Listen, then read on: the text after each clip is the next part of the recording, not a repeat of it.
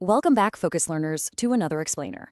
I want you to start by doing something for me. Just imagine if, right this very second, we took the entire internet. I mean, every single scientific paper, every historical account, every piece of literature ever written, and physically centralized it into one single physical location. It sounds like some impossible modern science fiction concept, right? But what if I told you that over 2 millennia ago, humanity actually attempted this exact feat? Today, we are exploring a place that literally sought to gather the absolute entirety of human knowledge under one roof. So, let's set the scene. We are traveling back more than 2,000 years ago, right to the sun-drenched shores of the Mediterranean Sea. Following the conquests and the eventual passing of Alexander the Great, who, of course, famously founded the city of Alexandria in Egypt, a new dynasty took charge. These were the Ptolemaic rulers.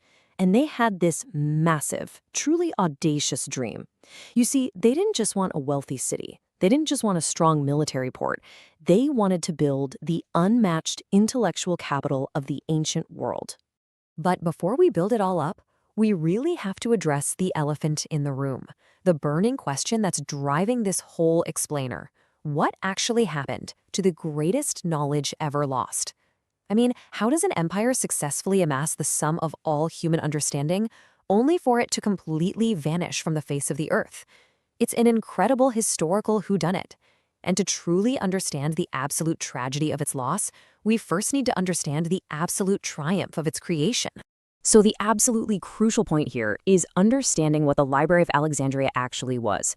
This was not some lavish palace for a king to lounge around in, nor was it a fortified military fortress designed for war. It was, purely and simply, the ancient world's greatest center of learning and scientific discovery. The Ptolemaic rulers built this magnificent structure and just sent out invitations far and wide. And you know what? Their plan worked brilliantly. The library became an absolute magnet.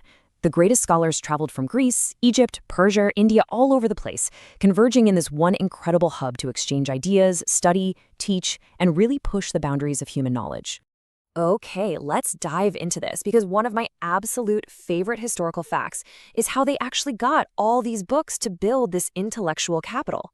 While they had a slightly ruthless yet incredibly fascinating acquisition policy, it was basically a sort of ancient state-sponsored book piracy operation. According to ancient accounts, here is how it worked. Step 1. Authorities would literally search every single ship arriving at the port of Alexandria for books and manuscripts. Step 2. Royal scribes would take those texts and carefully copy them. And Step 3, and this is the genuinely cheeky part, they would keep the precious originals for the library and give the newly made copies back to the original owners on the ships. And that brilliantly illustrates just how aggressive they were about collecting information, because that policy paid off in a massive way. Historians believe this extraordinary continuous effort resulted in a collection containing hundreds of thousands of papyrus scrolls. Just try to imagine the physical space required for that for a second. Hundreds of thousands of fragile, handwritten scrolls, meticulously cataloged and stored. It was one of the largest collections of written knowledge in human history, entirely unparalleled for its time. So, what was actually inside those scrolls? Well, practically everything. The library was a powerhouse across all disciplines. We're talking advanced mathematics, astronomy, groundbreaking medicine, geography, philosophy, literature, and engineering. Basically, if humans were studying it, if they were writing about it or inventing it, a record of it was being rushed straight into the grand halls of the Library of Alexandria to be preserved and studied. Now, what's really interesting to remember here is that this wasn't just some giant, dusty storage room. It was an active, buzzing research institution. Inside these walls, brilliant minds were actively studying the movement of the stars. They quite literally calculated the size of the Earth. They improved medical science. They translated vital works from various cultures into Greek, which essentially created a common language for scholars to collaborate. The Library of Alexandria was the beating heart of scientific discovery in the ancient world. It wasn't just preserving knowledge, it was actively generating it every single day. But, well, as with all golden ages, things inevitably change. Then came the mystery. All of that vibrant, bustling, bright scientific discovery eventually gave way to a dark, somber, and deeply ambiguous void. An incredible treasure of knowledge, representing the absolute pinnacle of ancient civilization, just disappeared. And the mystery of exactly when and how that happened still fascinates and honestly frustrates historians to this very day. So who or what is to blame? We have two leading historical theories. On the one hand, you have the dramatic sudden event, Julius Caesar's fire. During his military campaign in Egypt in 48 BC, Caesar's forces set fire to the harbor. And one very popular theory claims those flames spread uncontrollably and devastated a significant portion of the library. On the other hand, prominent historians argue for a slow decline. They suggest the library actually largely survived Caesar's fire, but over the centuries it just fell victim to political instability, shifting empires, religious conflicts, and repeated, smaller acts of destruction. Because the historical records from this era are so incredibly incomplete and fragmented, we simply cannot know for sure. There's just no definitive smoking gun. When you pull back and look at the complete rise and ruin picture, a really tragic life cycle emerges.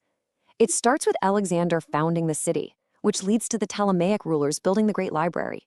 Then we hit the glorious peak of ancient scholarship, those incredible years of earth-calculating, stargazing brilliance.